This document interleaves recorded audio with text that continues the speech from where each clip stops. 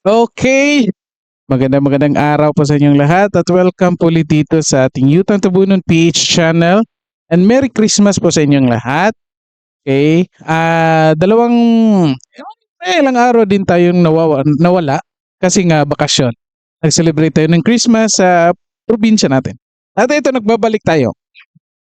Ah, eto na nga, papatuloy natin yung mga issues natin na mga issues dito sa ating bansa. Nag-break lang ng ilang araw kasi sa Christmas break at nandito na naman po tayo. Eto binabalita na ulit yung mga issue ito patungkol dito kay Vice President Sara Duterte. Eto, tingnan natin itong balita na ito. Okay, ito. VP Duterte.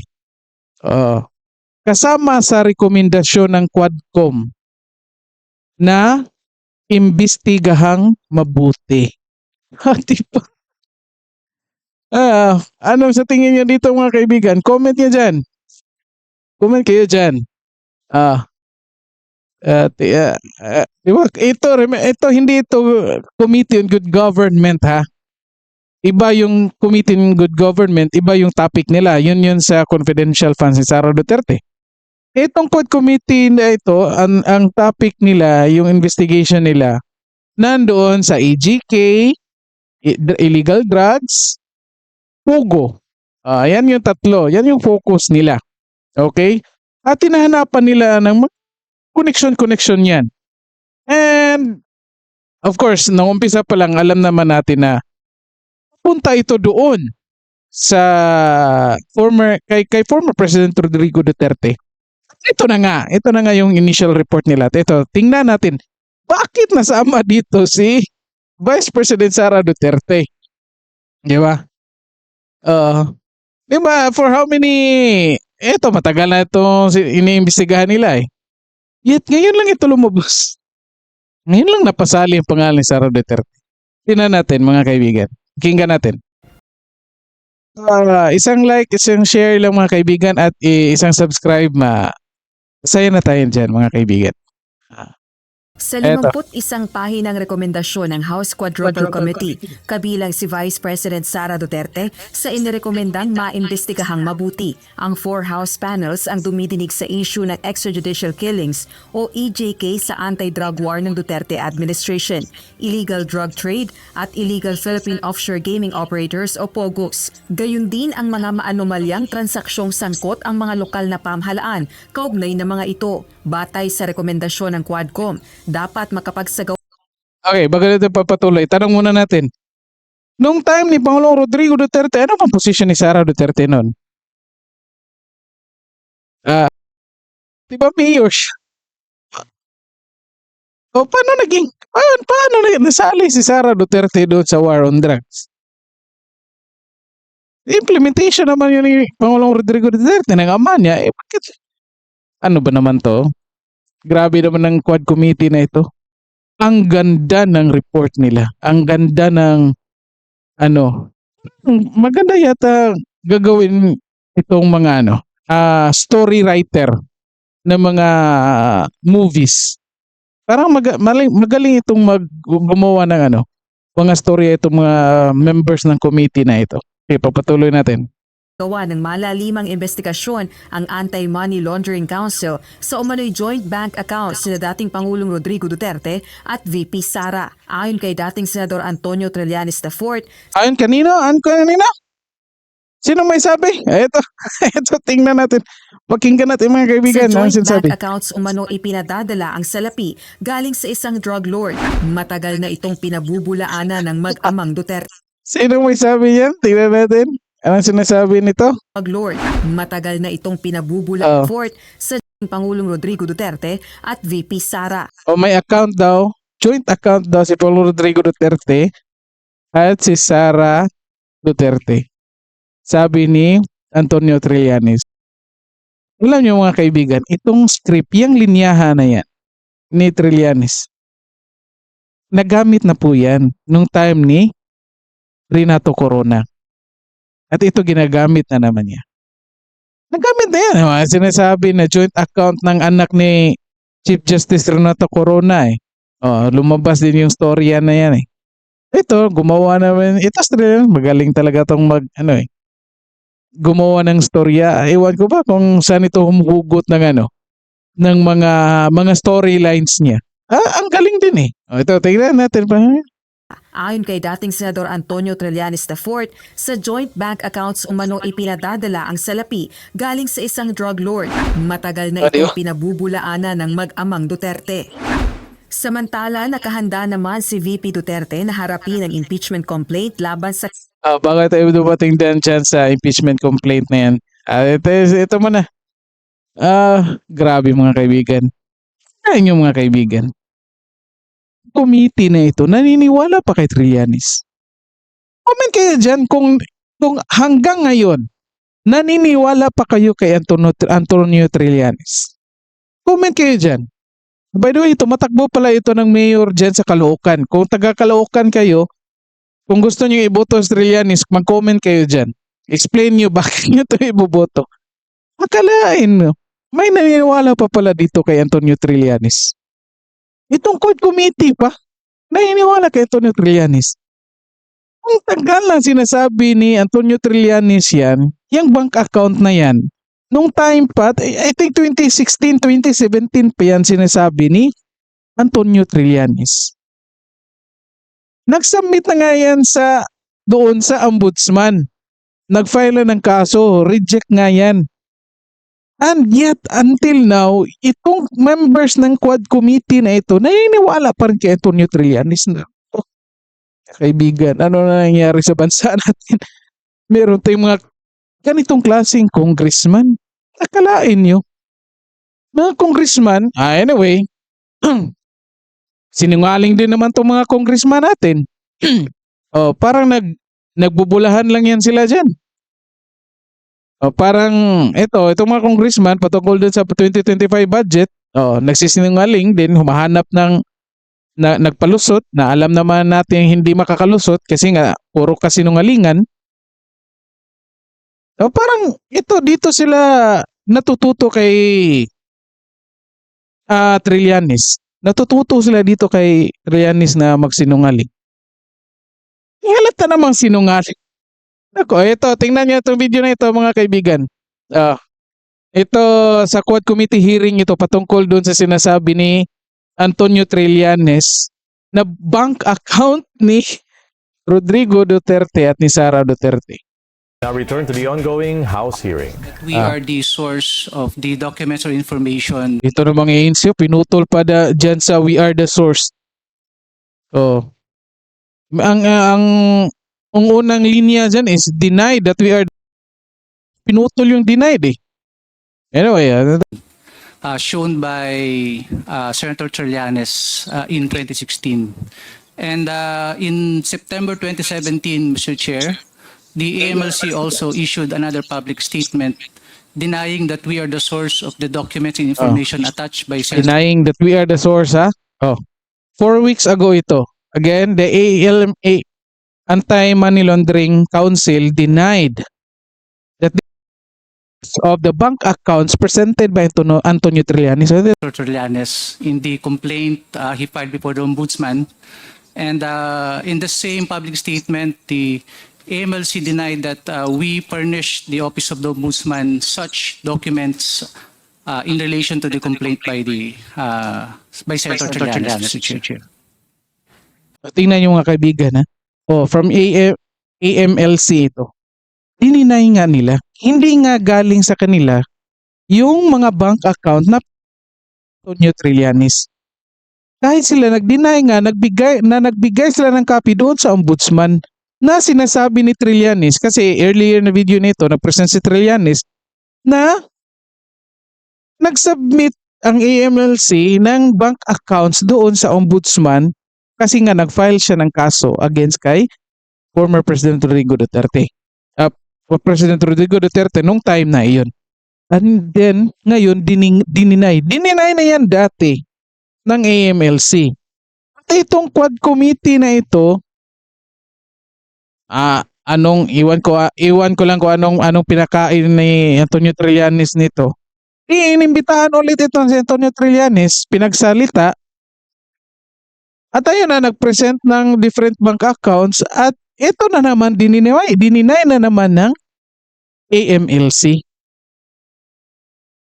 At akalain niyo mga kaibigan, kahit dininay na ng AMLC na hindi sa kanila galing yung bank account na sinasabi ni Trillanes, na kiniklaim ni Trillanes galing sa AMLC, still pinapaniwalaan pa rin ng Quad Committee. Anong katangahan yan? Dito natin masasabi mga kaibigan na halatang halata na itong ginagawa nila, talagang paninira lang ito kay dito sa mga Duterte na ito in general. Akalain nyo, mayor pa si Sara Duterte. Sinalid siya sa war on drugs. Nagpa-implement yung tatay niya as president. Sira na yung ama, sinisira yung ama, sisirain yung anak. Parang wala na silang pakialam sa ama kasi si Pangulong Rodrigo Duterte hindi na makatakbo ulit na presidente. Still sinisiraan pa rin kasi may chance pa na tatakbo yan either senador or vice president ngayong 2028. By 2025, tatakbong mayor ng Davao. And malaki pa rin yung chance na mananalo. And malaking chance na from 2025 to 2028, ang daming mangyayari maganda dyan sa Davao pag si Pangulong Rodrigo Duterte ang mananalo.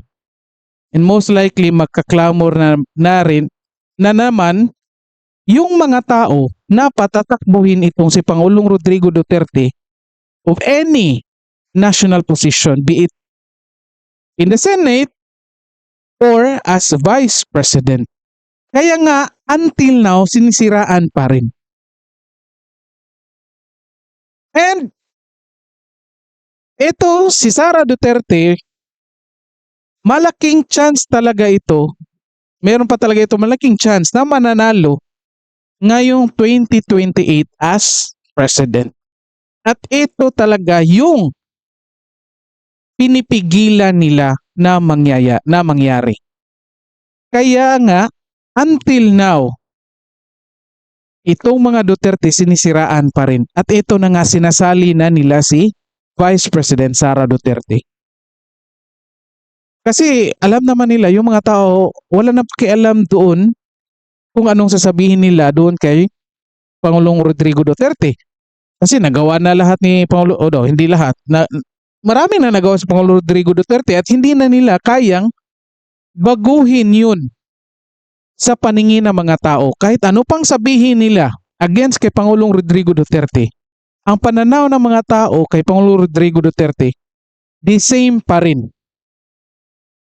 Kahit sabihin nila na mayroon niyang pinoprotektahan na drug lord, alam ng mga tao yan, hindi totoo yan.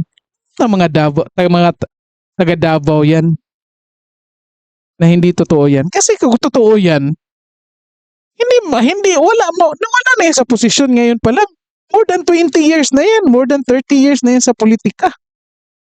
Until now, nandyan pa. Kung protekta o nagproprotekta yan ng drug lord, ito, halatang gawa-gawa nila. Ito mga kaibigan, ang patunay na itong Quad Committee, kahit hindi totoo, pinapaniwalaan para lang siraan itong si Vice President Sara Rodrigo Duterte. Para lang yung mga tao na nagda-doubt na kay Pangulong Rodrigo Duterte at kay Vice President Sara Duterte, madadala nila dyan sa paniniwala, dyan sa mga information, false accusation nila. Yan yung inaasahan ng mga Quad Committee na ito. Kaya ginagawa natin itong video na ito para maipaalam sa mga tao tungkol dito sa kanilang mga kabulustugan na ginagawa. Katulad nito. Ito, tingnan natin. Patuloy natin yung video. In other words, AMLAC Ito, diba? Si Akop hindi nakapaniwala eh. Parang nawala sa script eh. Tingnan nyo, pakinggan yung mabuti yung boses ni Akop at yung susunod na sasabihin niya. Parang hindi na niya alam kung anong itatanong o anong sasabihin. Kasi nga parang nawala sa script nila yung sinasabi nitong representative ng AMLC. Denied the documents presented by the former Senator Trillanes did not originate from your office. Yes, Mr. Chair. May the Quadcom committee, Mr. Chair, Diba? O, diba? Stuttering na si Akop eh. Halatang hindi na niya alam kung anong gagawin, anong sunod niyang gagawin. Kasi parang nawala sa script eh. Parang surprise itong representative ng AMLC.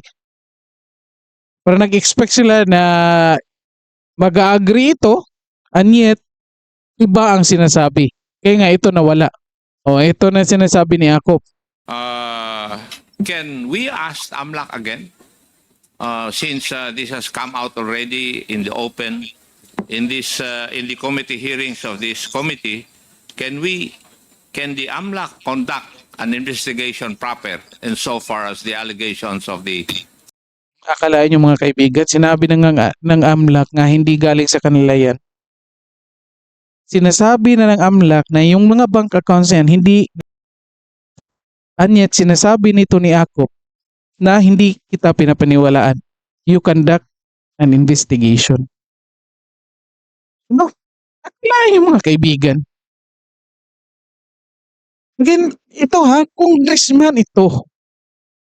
Resource person ito, galing sa AMLAC representative. Nag-deny na ang AMLAC since 2016, 2017 na yung mga bank accounts na sinasabi ni Trillanes hindi galing sa kanila. And yet, ito si Akop, itong quad committee na ito, hanggang ngayon, si Trillanes pa rin ang pinapaniwalaan. So, anong ibig sabihin nito? Mga kaibigan, kasi Trillanes lang ba ang ultimate source ng information? Ano ibig sabihin nito? Comment kayo dyan mga kaibigan kung ano sa tingin nyo dito. Diba? Oh. Tingnan nyo yung report nila. Pinapaimbestigahan si Sara Duterte kasi nga may involvement doon. Patungkol doon sa shared bank account ni Pangulong Rodrigo Duterte at ni Sara Duterte. Kasi nga, yan ang sinabi ni Trillanes. At itong mga quad committee na mga tanga na ito, pinapaniwalaan itong si Trillanes. Diba? Kasi kung pinapaniwalaan nila ito, representative ng AMLAC, most likely wala na yan sa report. Kasi nga, dininay na nila. And yet, nandoon pa rin sa report. Kalain mo mga kaibigan. Kalain nyo mga kaibigan. Ang sinasabi nila dyan sa report nila sa quad committee na yan, paimbestigahan itong mga Duterte, itong si Pangulong Rodrigo Duterte at itong si Vice President Sara Duterte. Eh anong ginawa nyo dyan sa quad committee hearing ninyo? Ano ba nag-iimbestiga kayo dyan? Ano na nangyari? Bakit mag-request pa kayo ng ibang ahensya na mag-imbestiga? Bakit hindi? Ano ba nangyari dyan? Di ba nag-imbestiga naman kayo? Di ba hanggang aabutin nga kayo ng madaling araw dyan? Aabutan nga kayo ng madaling araw dyan sa pag-iimbestiga ninyo. Ang dami nyo na ngang nakontempt. Eh, ano na nangyari dyan? Bakit mag-request pa kayo ng another investigation? Ha? Ito kalukuhan itong mga members ng quad committee na ito eh. Ginagawa ang tanga yung mga tao eh. Alahin mo, ilang taon na dininay ng AMLAC yan. Yet, ngayon pinapaniwalaan. Gago talaga. former senator are concerned? Oh. Mr. Chair, the jurisdiction of the MLC will be had if there will be a unlawful activity, Mr. Chair. So if there will be an unlawful activity that will be filed, then it is the mandate of the AMLC to conduct a financial investigation, Mr. Chair. Thank you. Oh, dito sinasabi mga kaibigan na magkakandak lang ang MLC kapag merong unlawful activity. Na conduct ng investigation. So most likely, anong ibig sabihin yan? Either walang nag-file ng unlawful activity against Vice President Sara Duterte and former President Rodrigo Duterte, or wala talagang ginawang unlawful activity. Itong mga tangang congressman na ito, until now, pinapaniwalaan pa rin itong si Trillanes. Na kahit si Trillanes, hindi nga nag-file ng unlawful activity dyan sa AMLAC. Dapat nag-file siya para yung AMLAC nag-iimbestiga na patungkol dyan sa mga bank accounts na sinasabi ni Antonio Trillanes. Di ba anong katangahan yan? Halatang halata mga kaibigan na itong lahat talaga ay paninira lamang kay Vice President Sara Duterte o kahit kay Pangulong Rodrigo Duterte. Kasi alam naman natin na yung tumatakbong kalaban ni Pangulong Rodrigo Duterte as mayor ng Davao, tauhan ng administration yun. Kapatid yun ng isa sa mga congressman na kaibigan nila dyan eh. Di ba? Yung maganda. Di ba? Oh. Ito, sinisira talaga. Imagine niyo yung mga kaibigan. Ginagamit yung pera ng bayan. Ginagamit yung resources ng government. Yung building. Yung pangalan ng kongreso. Yung pangalan ng committee nila. Para lang manira ng tao, mga kaibigan. Isipin nyo yan, mga kaibigan. Diba? And yet, naniniwala. Itong si Trillanes, grabe kasinungaling ito mga kaibigan. And yet, pinapaniwalaan itong mga congressman na ito. So, eto, dito na lang muna tayo mga kaibigan. Comment nyo kung ano sa tingin nyo dito. Comment nyo mga reactions nyo dyan, mga opinions nyo. Tingnan natin kung anong makuha natin na information dyan. Okay, so paki-like and share sa video na ito and paki-subscribe na rin sa channel natin. Okay? Maraming salamat sa lahat at magandang araw sa inyo.